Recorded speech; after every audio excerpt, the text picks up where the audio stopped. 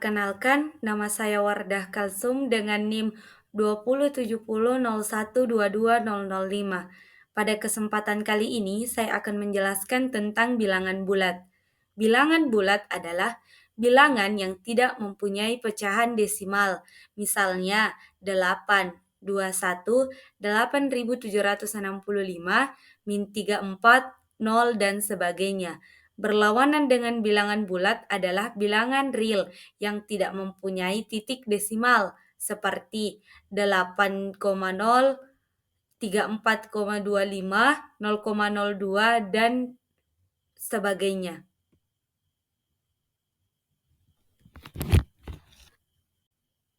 Selanjutnya yaitu sifat pembagian pada bilangan bulat melahirkan konsep-konsep seperti bilangan prima dan aritmetika modulo. Satu algoritma penting yang berhubungan dengan sifat pembagian ini adalah algoritma Euclidean. Baik bilangan prima, aritmetika modulo, dan algoritma Euclidean memainkan peranan yang penting dalam bidang kriptografi, yaitu ilmu yang mempelajari kerahasiaan pesan. Perkenalkan, saya Nur Aziza dengan NIM 20700122017. Di sini saya akan membahas bagian sifat pembagian pada bilangan bulat. Bilangan prima adalah bilangan yang habis dibagi oleh satu dan dirinya sendiri. Bahkan, sembarang bilangan bulat positif dapat dinyatakan sebagai hasil perkalian satu atau lebih bilangan prima.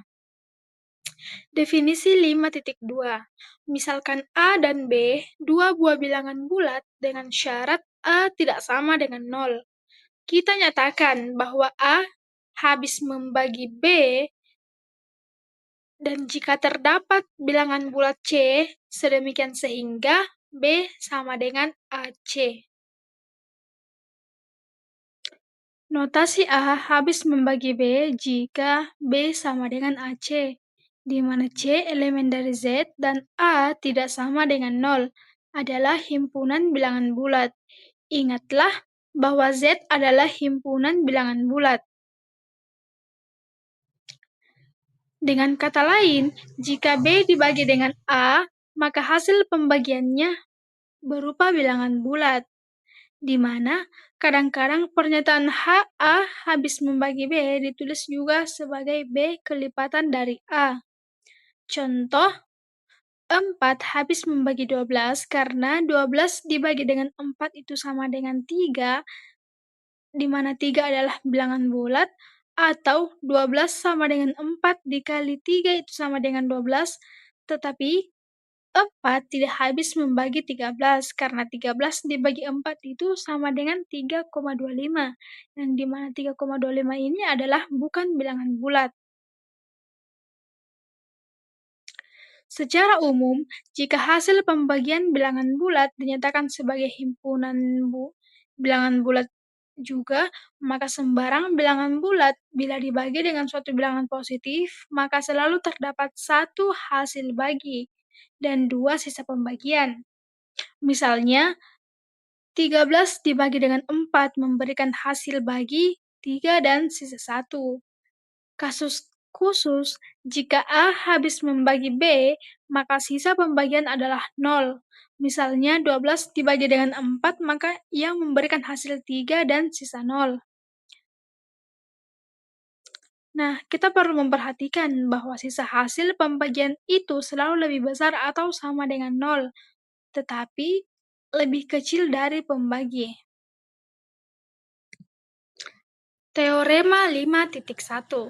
Misalkan M dan N adalah dua buah bilangan bulat dengan syarat N lebih besar 0.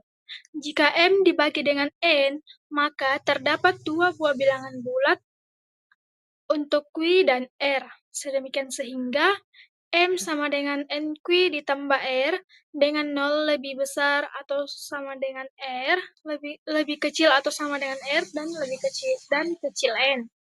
Teorema 5.1 sering disebut juga teorema Eulidean, yang dimana dari nama ilmuwan Yunani yang bernama Euliet, yang dimana lahir pada tahun 350 sebelum Masehi. Bilangan N ini disebut pembagi atau divisor, kemudian M disebut yang dibagi atau dividen, dan Q disebut hasil bagi atau question, dan R disebut sisa atau remainder. Notasi yang digunakan untuk mengekspresikan hasil bagi dari sisa adalah dengan menguraikan operator mod dan div seperti berikut. Q sama dengan M div N, kemudian R sama dengan M mod R.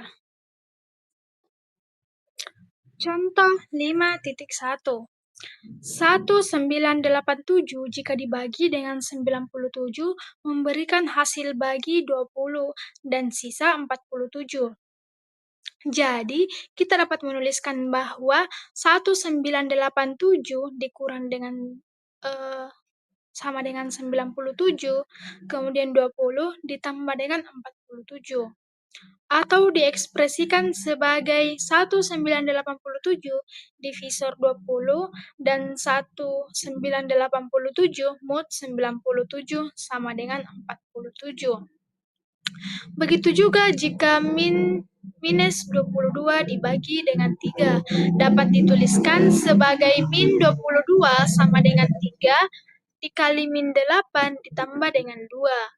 Atau diekspresikan sebagai minus 22 divisor 3 dan min 8 dan min 22 mod 3 sama dengan 2. Ingatlah bahwa sisa pembagian tidak boleh negatif. Jadi, kita dapat menuliskan min 22 sama dengan 3 dikali min 7 dikurang 1. Karena R sama dengan min 1 tidak memenuhi syarat 0 lebih kecil atau sama dengan R atau kecil N, sebaliknya, jika 24 dibagi dengan 3, maka kita dapat menuliskan 24 sama dengan min 3 dikali dengan 8 ditambah dengan 0. Karena R sama dengan 0 itu memenuhi 0 lebih kecil atau sama dengan R kecil N. Baik, saya Nur Wahidah dengan NIM 20700122032 akan menjelaskan mengenai materi pembagi bersama terbesar. Dua buah bilangan bulat dapat memiliki faktor pembagi yang sama. Faktor pembagi bersama yang terpenting adalah faktor pembagi bersama terbesar, atau disingkat dengan PBB. Misalnya, 45 memiliki faktor pembagi 1, 3, 5, 9, 15, dan 45 itu sendiri.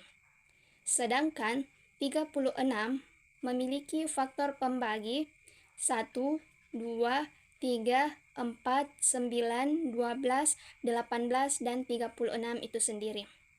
Mengapa faktor pembagi 45 adalah 1? Karena 45 habis dibagi dengan 1. Mengapa faktor pembagi 45 adalah 3? Karena 45 habis dibagi dengan 3. Dan seterusnya. Begitu pula dengan angka 36. 36 habis dibagi dengan 1. 36 habis dibagi dengan 2. 36 habis dibagi dengan 3, sampai dengan seterusnya. Nah, faktor pembagi bersama dari 45 dan 36 adalah 1, 3, dan 9. Karena pada faktor pembagi ini yang sama yaitu angka 1, 3, dan 9. Nah, faktor terbesar yaitu adalah angka 9, sehingga dapat disimpulkan adalah PBB dari 45 dan 36 sama dengan 9. Definisi formal dari PBB dinyatakan pada definisi 5.3, yang menyatakan bahwa misalkan A dan B adalah dua buah bilangan bulat tidak nol. Pembagi bersama terbesar atau PBB dari A dan B adalah bilangan bulat terbesar D. Sedemikian sehingga D habis membagi A dan D habis membagi B.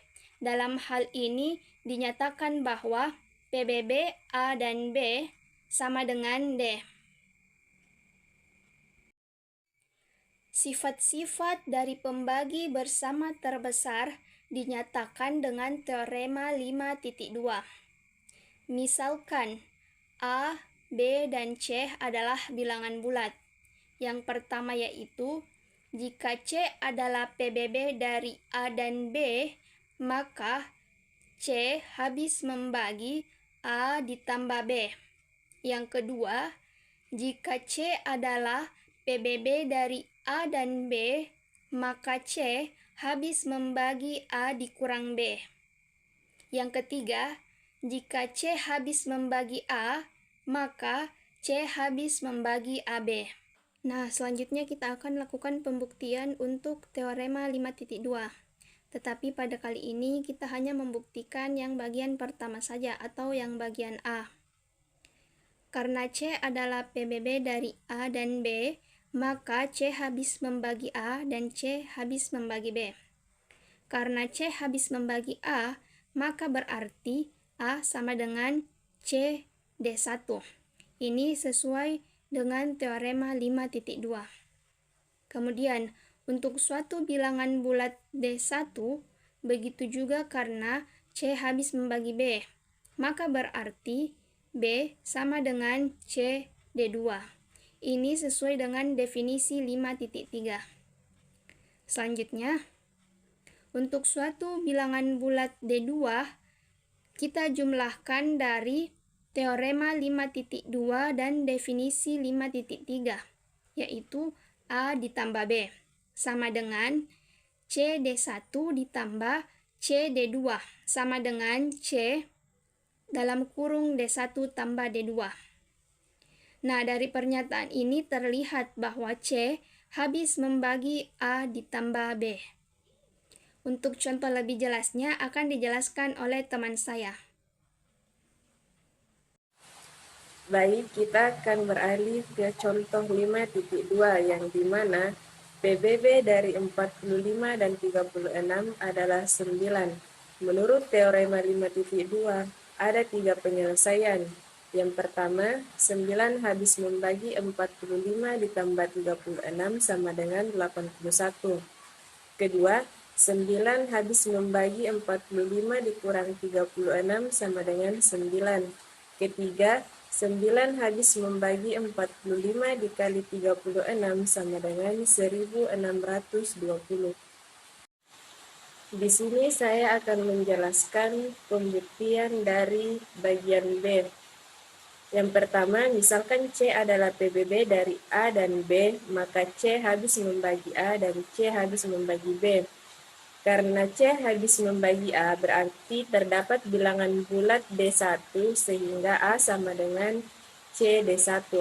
Karena C habis membagi B, berarti terdapat bilangan bulat D2 sehingga B sama dengan C D2. Maka terbukti bahwa jika C adalah PBB dari A dan B, maka C habis membagi A dikurang B. Untuk bagian C kita akan buktikan. Kita misalkan C habis membagi A, maka terdapat bilangan bulat D1 sehingga A sama dengan C D1. Yang dimana AB sama dengan C D1 dikali B sama dengan C dikali D1B. Jadi terbukti bahwa jika C habis membagi A, maka C habis membagi AB. Kita beralih ke teorema 5.3. Misalkan M dan N adalah dua bilangan bulat dengan syarat N lebih besar dari 0, sedemikian sehingga maka M sama dengan NQ tambah R. 0 lebih kecil atau sama dengan R lebih kecil dari N. Maka PBB M, N sama dengan PBB N, R. Baik, kita beralih ke contoh 5.3.